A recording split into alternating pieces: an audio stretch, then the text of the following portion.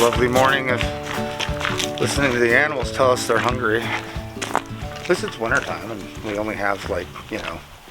Yeah, very few now. Yeah.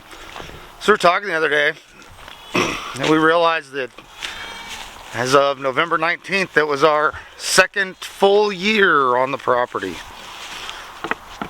So I figured we'd take you guys around and show you everything going on. The sun is just barely up, so our lighting is probably not going to be the best. But, you know, it is what it is. Animals do not get fed on the primary light conditions for YouTube. What? Why are you hungry? Why are you hungry? You act like we never feed you. We never feed you.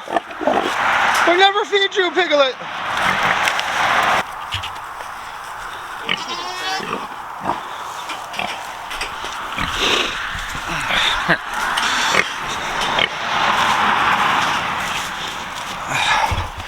Gotta snag the bucket and distract the animals for her to be able to get in.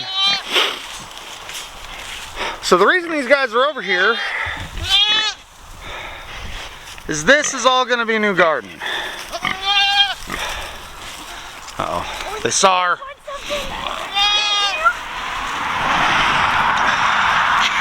Think you can catch them two Americanas this morning? Maybe. So,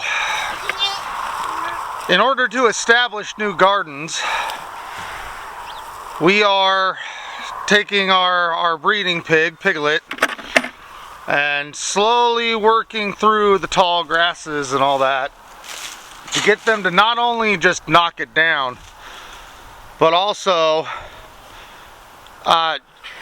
she's not going to be able to do that while she's just going to ignore you while she's eating. Or to not only knock down the tall grasses, but to eat up a lot of the roots and things. With it being wintertime and a lot colder, they're taking a lot longer to bust everything up. So I'm probably gonna have to come in here with the rototiller, maybe even try and borrow one of the neighbors' big rototillers behind the tractor. But this will all get busted up, and this is getting set up to be where, if we get approved for the NRCS greenhouse, this area is where that NRCS greenhouse will go. We've got two Americana chickens in there that have decided they like living with the goats and the pig way better than they like living in the fancy mobile coop we made for them. Excuse my shoddy camera work. I'm new at this. We're about to go release our freeloading egg layers right now. With it being this cold out, there's no amount of rendered pork lard or cracked corn or anything really that is going to allow it for the girls to decide they're okay giving us eggs. So I'm gonna set you guys over here and you can watch us go through and release chickens one at a time and clip wings so that way they actually stay in this lovely paddock we just got set up for them again.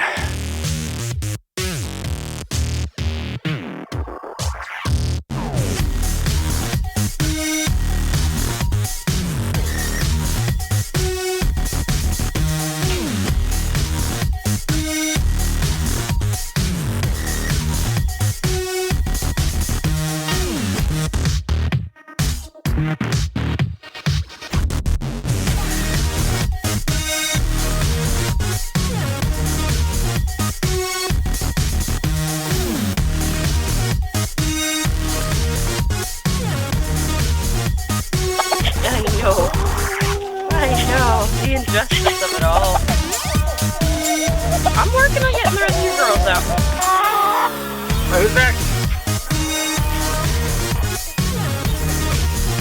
Come on, Red.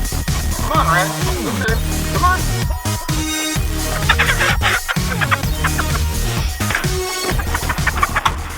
Other wing. that wing. So, when you do this, you're, yeah, try to get you a shot here. When you do this, you're really only taking off the this section. Yeah. You want to go below where these gathered feathers are, and you're going to cut along this section. That way you're not getting in any blood vessels, and you only do one side, because that way they're unbalanced and they can't fly. It's just like trimming your fingernails. You don't feel it. It just feels a little funny, little tickle. So we got quite a few of the girls trimmed. Then the others realized something was going on and stopped coming out of the coop, so we had to leave them alone. So what we're doing now is we're actually sprinkling feed in areas that we want them to impact more than others. So we have our 400-pound auto feeder made out of plywood that we use. It's great, it's on wheels. Yeah, so it is completely mobile, completely modular. At some point it'll probably get redone and become part of this monstrosity. This is the mobile coop we built this year. Was that just this year? Yeah, it was. That was just this year. Yeah. Eventually, it's super off-weighted right now because eventually there will be a guttering system and a water collection tank for water on the end of it. Always improving.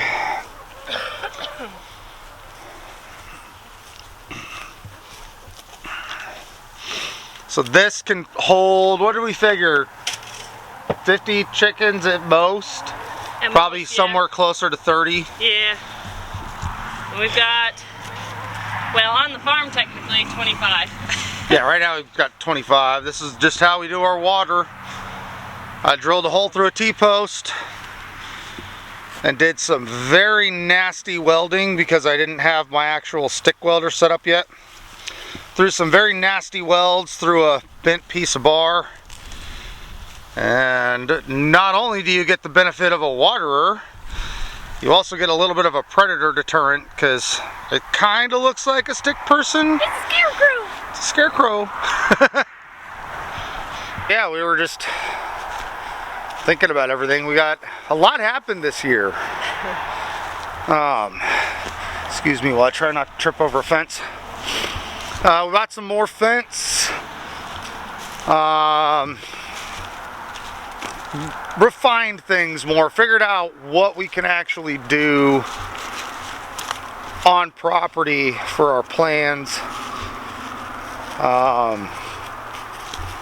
Got our systems refined a little bit, figured out where we wanted to do certain things. We have a tractor now and a brush hog. That is very, very important when most of the property looked about like that brush pile over there that I haven't gotten to yet.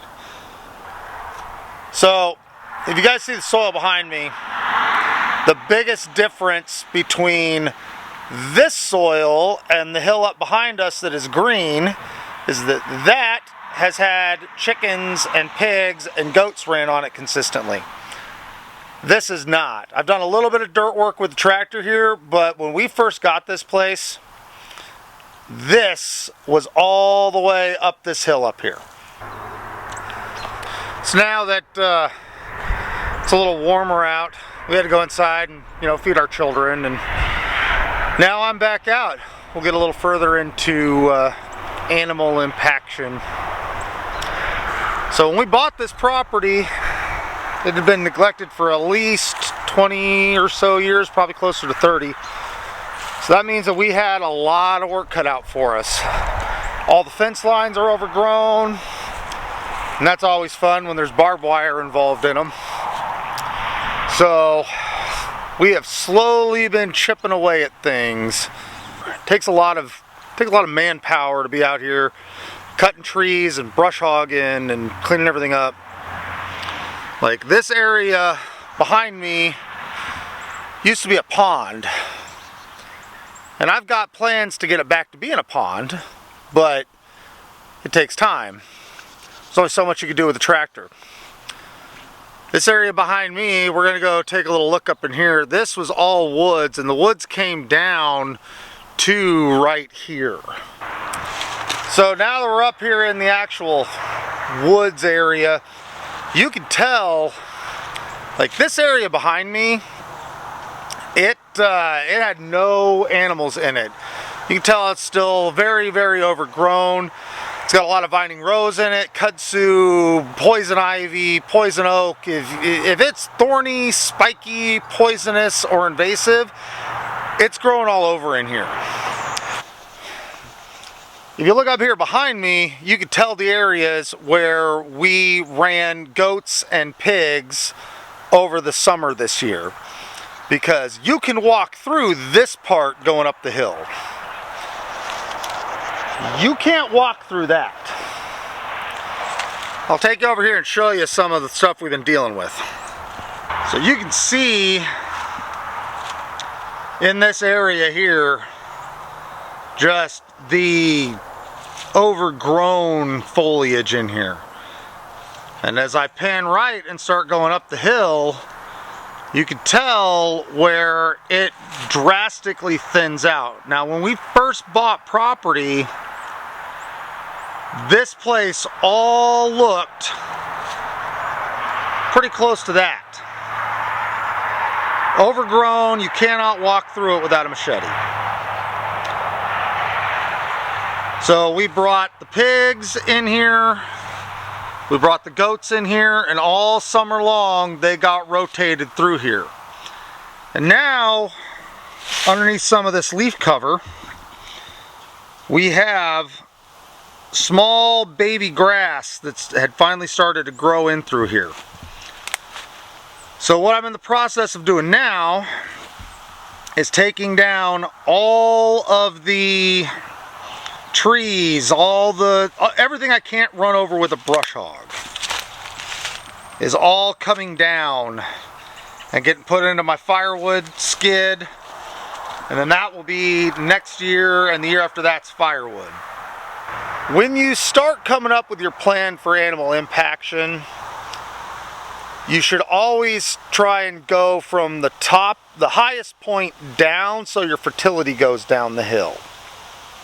And you also have to make sure that you cut in from where the sun is coming.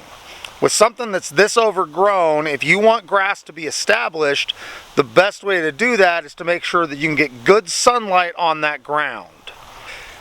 As you look around behind me, you can see that I'm just doing a lot of chop and drop. And I'll run over this probably a couple more times with the brush hog, because what that's doing is that's providing ground cover for all the soil ecology to get underneath there and work on things. And then this coming summer, so 2022 summer, all of this will be pig and goat paddocks. We're going to be expanding our goat operation. We're probably going to be running 10 pigs this year versus 6. We'll see what we get out of Piglet for baby pigs, because she may or may not be bred because she likes to be naughty and escape. So we will see what we end up with for pigs, but we want at least 10.